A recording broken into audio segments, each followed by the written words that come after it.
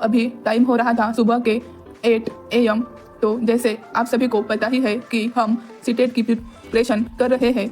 तो आज सुबह मैं बैठ चुकी थी स्टडी करने। तो मेरा सबसे पहला काम रहता है कि मैं CDP का क्लास अटेंड करती हूँ, जो कि मैं यूट्यूब से हिमांशी मैम का जो क्लास है वो अटेंड करती हूँ और उससे नोट्स बनाती हूँ। तो आप सभी को पता ही है कि CDP हमारी जो टेट एग्ज़ाम है उसमें कितना इम्पोर्टेंट है। हमारा जो CDP है, जो CDP सब्जेक्ट है वो थोड़ा हार्ड है, तो हमें उस पर ज़्यादा ध्यान देना है। तो CDP के साथ साथ आपको बाकी के और सब्जेक्ट पर भी ध्यान देना है। जैसे कि हमारा सीटेट का जो फर्स्ट सब्जेक्ट है वो है CDP मीन्स चाइल्ड डेवलपमेंट, और उसके बाद है मैथ और साइंस, और जो हमारे 2 लैंग्वेज है, तो मैंने तो फर्स्ट लैंग्वेज हिंदी ली है और मेरी जो सेकंड लैंग्वेज है वो है इंग्लिश। तो हमारी जो फर्स्ट लैंग्वेज होती है वो हमेशा जो हमें इजी तरीके से आती है या फिर जो लैंग्वेज हमारी स्ट्रांग है वो ही हमें सिलेक्ट करनी चाहिए। और मेरी जो सेकंड लैंग्वेज है वो है इंग्लिश, जो मुझे थोड़ी कम इजी लगती है, इसलिए मैंने वो सेकंड ऑप्शन पर रखी है। तो हमारा जो CDP है उसकी हमें जो क्लासेस बहुत अच्छे से और गाइडेंस के साथ पढ़ाई जाती है वो है हिमांशी मैम के जो क्लासेस है वो, जिससे कि हम अच्छे से नोट्स बना सकते हैं। तो आज मैंने हिमांशी मैम का जो यूट्यूब का लेक्चर है सबसे पहले वो यहाँ पर अटेंड किया, और उससे मैं जो नोट्स बनाती हूँ वो मैंने अपने नोटबुक पर नोट्स बना लिए हैं। नोट्स बनाते समय हमें कुछ छोटी छोटी बेसिक चीज़ें भी वहाँ पर ऐड करनी है, ताकि हमें पता चले कि कौन सा कॉन्सेप्ट मोस्ट इम्पॉर्टेंट है।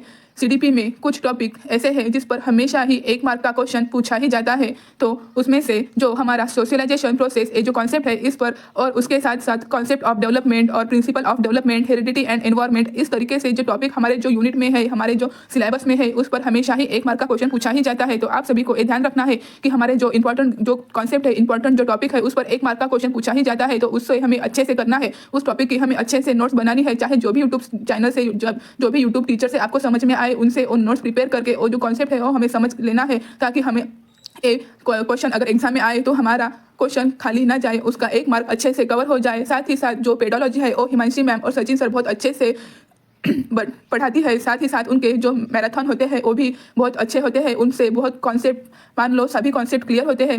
हिमांशी मैम के जो यूट्यूब पर जो PYQs के जो सेशन आते हैं उनसे भी बहुत हेल्प मिलती है, उनसे भी बहुत बेसिक जो नॉलेज है वो भी हमें मिलता है। साथ ही साथ जो आज का जो मेरा टॉपिक है वो मैं आपके साथ शेयर करूंगी कि आज मैंने जो टॉपिक की नोट्स बनाई थी वो था trial kick theory of intelligence. इसमें जो ऑथर है वो है विलियम स्टेनबर्ग। उन्होंने PCA का जो कॉन्सेप्ट बताया है। साथ ही साथ उन्होंने 3 टाइप्स बताए हैं, कंपोनेंशियल, एक्सपेरिमेंटल एंड कॉन्टेक्सचुअल। तो ये जो टाइप्स है वो अलग अलग है।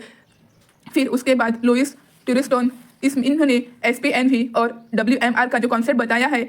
एक मतलब इनका जो कहना था, एक साथ मिलकर ग्रुप में काम करते हैं, जो भी PMA7 मेंटल एबिलिटीज़ है वो इन्होंने बताई है। उसमें SPNV, WMR, इस तरीके से जो 7 मेंटल एबिलिटीज़ है वो पढ़ाई गई है। तो ये जो कॉन्सेप्ट है वो मैंने अच्छे से अपने नोटबुक पर इसकी नोट्स बनाई है। साथ ही साथ जो और भी जो बेसिक नॉलेज है वो मैं साइड में लिखती रहती हूँ। हिमांशी मैम कंटिन्यूसली जो यूट्यूब पर अच्छे अच्छे वीडियोस डालती है जो सीटेट में हमारी बहुत हेल्प करेंगे। उससे और जो सारे यूट्यूब के जो वीडियो है वो बहुत इंपॉर्टेंट है। चाहे कोई भी यूट्यूब टीचर हो, उन्होंने बहुत ही अच्छे से यूट्यूब पर वीडियो डाले हैं। तो हमारा बस यही काम है कि हमारी जो सीटेट की एग्जाम है वो हमें क्रैक करनी है। चाहे कोई भी यूट्यूब चैनल हो उनसे आप पढ़ो, लेकिन हमारी जो सीटेट की जो एग्जाम है वो हमें क्लियर करनी है। हमारा जो टारगेट है वो है 120 का। फिर जो मैंने जो नोट्स बनाई थी उसके साथ साथ ही जो टॉपिक इंपॉर्टेंट है उसको मैंने हाईलाइट करके रखा था, ताकि जो मेन टॉपिक है वो मुझे पता चले। साथ ही साथ मैंने जो रनिंग नोट्स बनाई है वो थोड़ा सा वीडियो पॉज करके मैंने यहाँ पर नोट्स बनाई है। तो आप देख ही सकते हैं किस तरीके से मैंने ये वीडियो पॉज करके जो इंपॉर्टेंट जो टॉपिक था, जो कॉन्सेप्ट था, वो अपनी नोटबुक पर राइट कर लिया है, ताकि जब मैं रिवीजन करूँ तो मेरा एक कॉन्सेप्ट छूटे ना और बहुत अच्छे से मुझे समझ में आए कि कौन सा पॉइंट इंपॉर्टेंट है। इसकी जो रिवीजन है CDP की मैं कॉलेज में ही कर लेती हूँ। साथ साथ ही जो सुबह का टाइम होता है उसमें मैं रिवीजन करती हूँ, ताकि मुझे कॉन्सेप्ट बहुत दिनों तक याद रहे। और साथ ही साथ जो मॉर्निंग का टाइम होता है उसमें अगर आप रिवीजन करेंगे तो आपको कोई भी चीज़ जो है वो लंबे दिनों तक याद रहती है।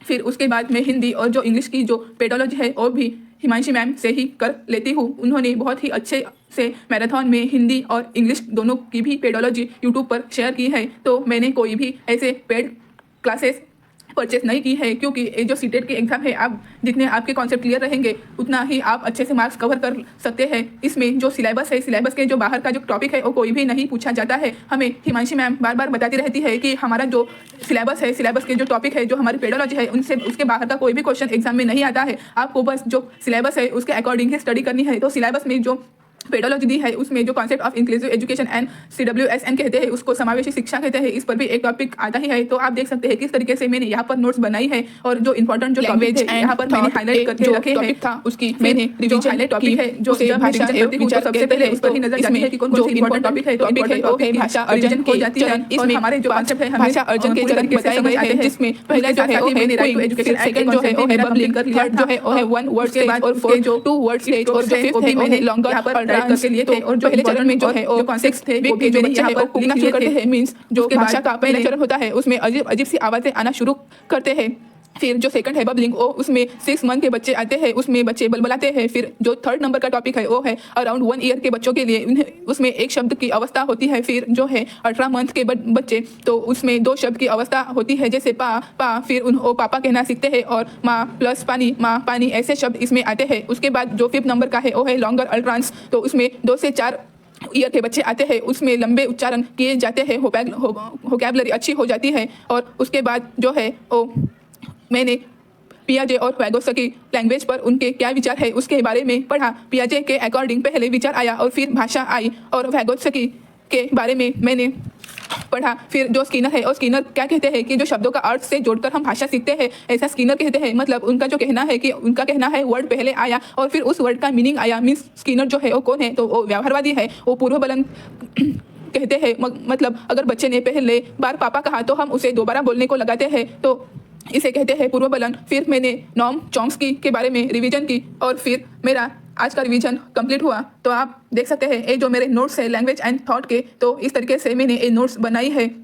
फिर जो वैगोत्स्की, स्किनर और चॉम्स्की है उसके बारे में भी मैंने यहाँ पर लिखा है, और आगे के जो नोट्स है वो भी आप देख सकते हैं किस तरीके से मैंने यहाँ पर मेरे ऑल टॉपिक्स हाईलाइट किए हैं, ताकि जब भी मैं स्टडी करती हूँ तो जो इंपॉर्टेंट टॉपिक है वो अच्छे से दिखते हैं। तो बाहर देखा तो बहुत अच्छे से धूप निकल चुकी थी और मेरा कॉलेज का टाइम हो चुका था। तो ये व्लॉग मैं यहाँ पर ही ख़त्म करती हूँ।